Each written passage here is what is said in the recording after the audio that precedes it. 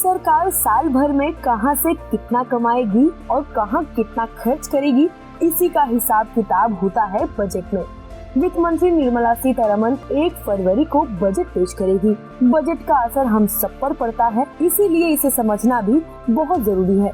लेकिन बजट में कई ऐसे शब्दों का इस्तेमाल भी होता है जिन्हें समझ पाना थोड़ा कठिन होता है। इस सीरीज में हम ऐसे ही कुछ शब्दों की बात करेंगे जिनका मतलब आपको समझना जरूरी है। इन्हें समझ लिया तो बजट भी समझ में आ जाएगा।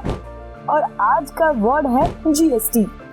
आपने जीएसटी शब्द कई बार सुना होगा। इसका मतलब होता है गुड्स एंड सर्विसेज टैक्स। यह एक कॉम्प्रिहेंसिव एंड ग्लोबल टैक्स है जिसे केंद्र सरकार द्वारा 1 जुलाई 2017 से लागू किया गया है। कंज्यूमर्स द्वारा खरीदी गई वस्तुओं और सेवाओं पर लगाए जाने वाला टैक्स मुख्य रूप से 3 प्रकार से लगाया जाता है। केंद्र सरकार द्वारा CGST-PD, राज्य सरकार द्वारा SGST और IGST, जो कि अंतरराज्यीय व्यापार के लिए केंद्र और राज्य के बीच एक संयुक्त टैक्स होता है। इसे 5%, 12%, 18%, 28% जैसे विभिन्न स्लैब के तहत लगाया जाता है।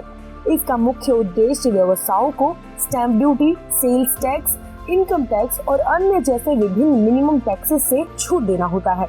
पूरे देश में एक समान टैक्स रेट होने से अधिक या कम टैक्स वसूली पर रोक लगती है तथा एक ही टैक्स होने से पारदर्शिता को बढ़ावा मिलता है। सरकार जीएसटी की चोरी या हेराफेरी के लिए जुर्माना भी लगाती है।